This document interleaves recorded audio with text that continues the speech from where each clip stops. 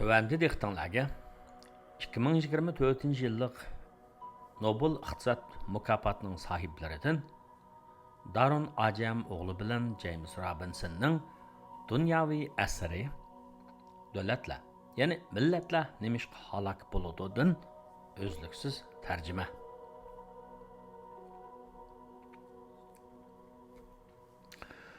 To'rtinchi bab, to'rtinchi paragraf. Tarixiy yo'llarning shartlikligi. Hal qilg'uch kesishmalarda yuz bergan voqealarning natijalari tarixning vazni tarafidan belgilangan bo'lib, mavjud iqtisodiy va siyosiy muassasalar kuchning tangponligini buzadi hamda siyosiy jihatda nimalarning mumkin bo'ladiganligini aytib berdi. Lekin tarixiy nuqtadan aytganda bu natija oldin belgilanmagan bo'lib, shartlik bo'lgan bo'ladi. Bundaq mezgillardagi muassasalarning taraqqiyot yo'linishi qarim-qarshi kuchlarning ichida qaysisining g'alaba qilishiga, qaysi tarafning unumlik holda o'z ittifoqdoshlarini qurib chiqarishiga hamda qaysi rahbarlarning ishlarini o'zlarining foydasiga uyg'un shaklda tashkillashiga bog'liq bo'ladi. Angliyadagi hammani o'z ichiga olgan muassasalarning kelib chiqishidan chiqib turib, tarixiy yo'llarni o'zgartiradigan shartlarning rolini tushuntirgili bo'ladi. Podshohning kuchini cheklashda va 1688 yildagi sharafli inqilobda ko'p xillikni texmi ko'p darajada o'z ichiga oladigan muassasalarni barliq keltirishda rol o'ynagan taraflarning g'alabasi oldin belgilanmagan bo'lib qolmasdan, balki bu xil siyosiy inqilob tutashgan yurt shartlik voqealarning shafoatiga bog'liq bo'ldi. Yangichi tarafning g'alabasi podshohga qarshi tura oladigan savdogarlarni beyitgan ham ularni jasoratlantirgan Atlantik savdosining ko'tarilishi tufaylidan yaratilgan hal qilg'uch kesishmaga tayangan. Lekin uningdan bir asr ilgarilar Angliyaning dengizni kontrol qilib, Karibiyanning ko'p qismini ham Shimoliy Amerikani mustaqillik qila olishi hamda Amerika va Osiyo qit'asi bilan bo'lgan manfaatlik savdoni qo'lga elib olishini tasavvur qilg'ili bo'lmaydi. Mayli Elizabeth bir bo'lsin yoki uningdan ilgari o'tgan boshqa Tudor podshohlari bo'lsin, hech qaysisi birdiki kelgan kuchlik dengiz armiyasini qurib chiqolmagan edi. Angliya dengiz armiyasi yollanma va mustaqil savdo parxodlariga tayangan bo'lib, Ispaniya dengiz armiya flotida kuchlik emas edi. Atlantik savdosining foydasi bu yollanma armiyani jalb qilib, Ispaniyaning dengizdagi monopoliyasiga xiris qilg'izdi.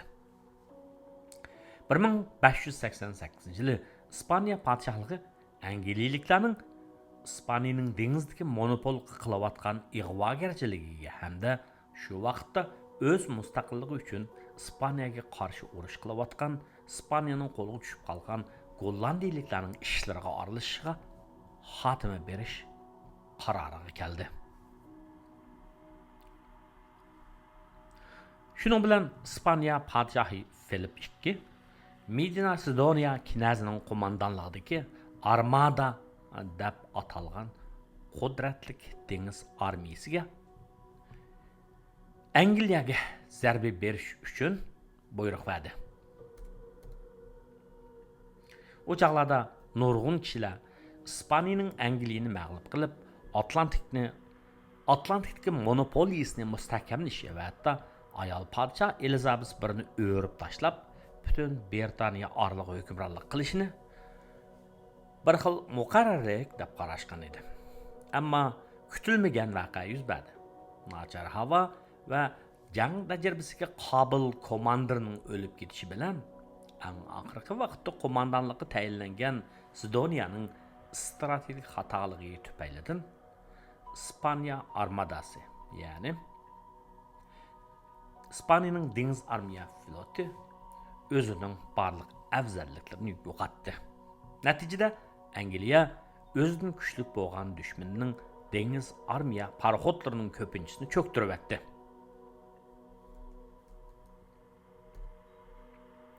Shuning bilan Atlantik dengizlari İngilizlarga baravar shaklda ochiq bo'ldi. Angliyaning bu kutilmagan urush g'alabasi bo'lmagan bo'lsa, 1688-yildan keyingi Angliyada davr bo'lg'uch hal qilg'uch kesishma va o'zgacha ko'p xillikka ega siyosiy muassasalarni barliqqa keltiradigan voqealarmi yuz bermagan bo'ladi. Bu kitobning 112-betidagi 9-xarita Angliya orolida Angliya dengiz armiyasi qo'g'lab turib, zarba berib cho'ktirib atgan İspaniya dengiz armiyasi paraxodlarining qoldiqlarining belgilarini ko'rsatdi.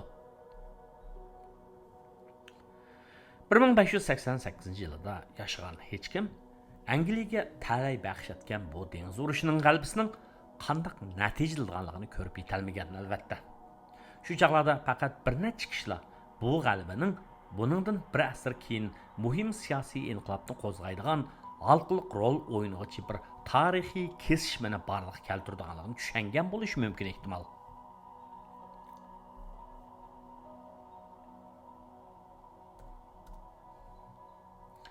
Buningga qarabla har qanday hal qilg'uchi kesishma muvaffaqiyatli bo'lgan siyosiy inqilobni yoki yaxshiroq bo'lgan jamiyatni barliqqa keltirdi deb faraz qilishga bo'lmaydi.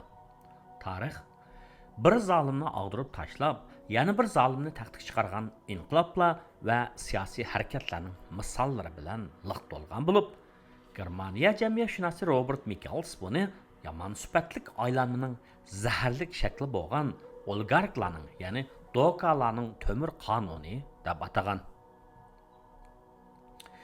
Ikkinchi dunyo urushidan keyingi necha 10 yil ichida mustamlikachilikning oxirlashishi nurg'un sobiq mustamlika rayonlar uchun hal qiluvchi kesishmalarni yaratdi. Lekin Tuvanki Sahara Afrika qit'asidagi va Osiyodagi nurg'un ahvollarda milliy mustaqillikka erishgan hukumatlar aynan Robert Michelsning kitobida deyilgandek ish qildi. Ya'ni ular o'zlari ilgari o'zlarini mustamlika qilguvchilarning hukmronligidan o'rnak olib, ularning elni idora qilish usulini takrorladi va hatto ularga qaraganda, ya'ni mustamlikachilarga qaraganda texmi vahshiyroq shaklda o'z xalqini xo'rladi. Bu doim degidek siyosiy huquqning taqsimotini taraytish, cheklamalarni buzib tashlash hamda ojiz bo'lsa-mu iqtisodiy taraqqiyotga va mablag' solishga foydali mavjud iqtisodiy muassasalarning yo'lini qizish orqali ifodalandi.